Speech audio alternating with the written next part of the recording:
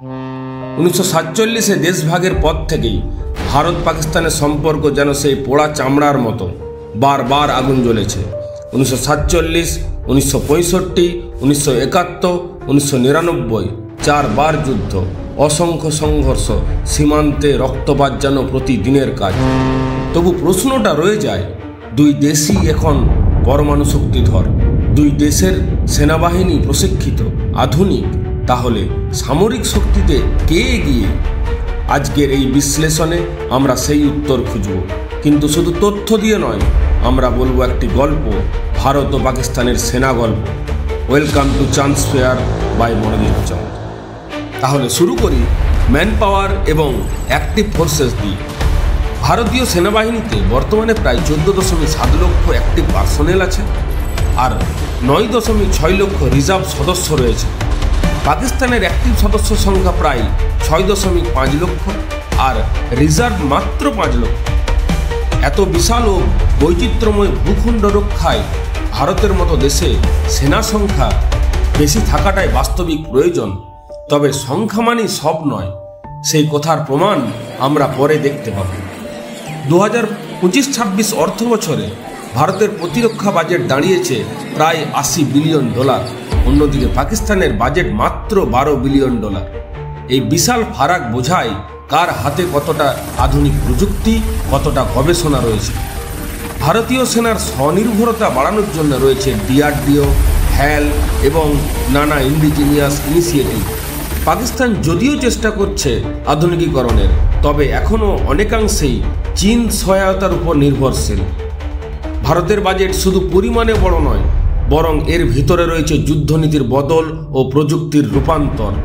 ভারতের কাছে রয়েছে 4,600 থেকে বেশি ব্যাটেল ট্যাঙ্ক, 10,000-এর বেশি আর্টিলারি ইউনিট ও মডিউলার ইনফ্যান্ট্রি, বিশেষ করে পাহাড়ি অঞ্চলে যুদ্ধ করার মতো ট্রেনিং ও সরঞ্জাম, যেমন সিয়াচেন গ্লেসিয়ারে মোতায়েন ট্রুপ পাকিস্তানের চেয়ে অনেক বেশি অভিজ্ঞ ও সক্ষম।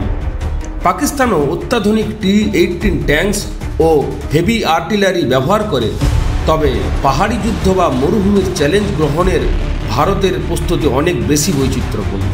ইন্ডিয়ান এয়ারফোর্সের কাছে আকাশে রাজত্বে আছে রাফাল, সুখোই 30 মার্ক 1, মিরাজ 2000 মিলিয়ে প্রায় 2200 থেকে বেশি এয়ারক্রাফট।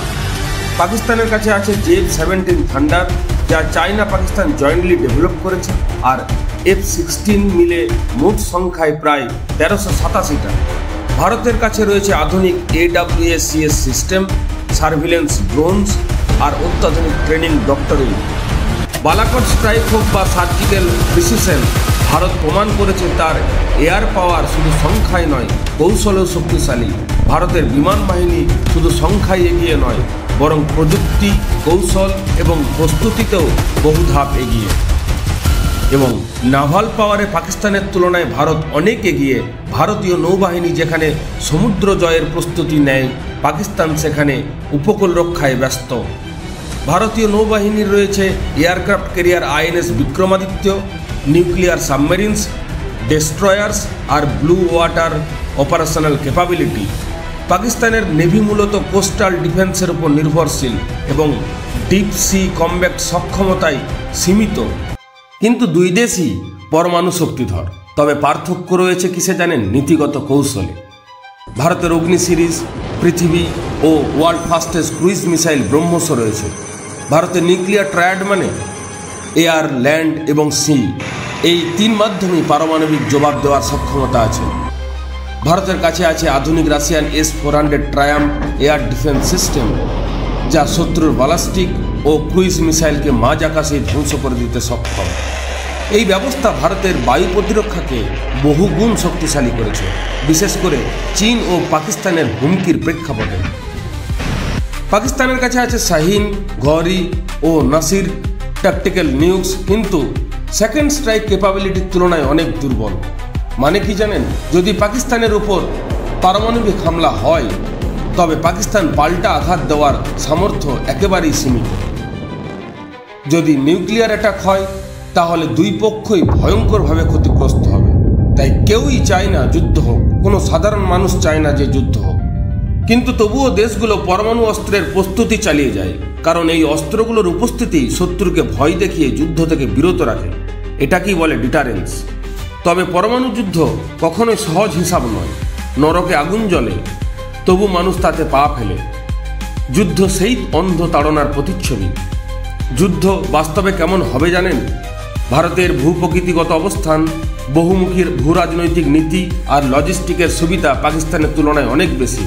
পাশাপাশি ভারতের রয়েছে আন্তর্জাতিক মিত্র দেশ যেমন রাশিয়া, ফ্রান্স, আমেরিকা, যারা কৌশলগতভাবে ভারতকে সমর্থন করে। অন্যদিকে পাকিস্তানের প্রধান সহযোগী চীন, কিন্তু সরাসরি সব সাহায্য সবসময় বাস্তব হয় না। পাকিস্তান অ্যাসিমেট্রিক ওয়ারফেয়ার বা প্রক্সি ওয়ারফেয়ারে দক্ষ, মানে ছোট ছোট জঙ্গি হামলায় দক্ষ। এটাই ওদের বড় শক্তি।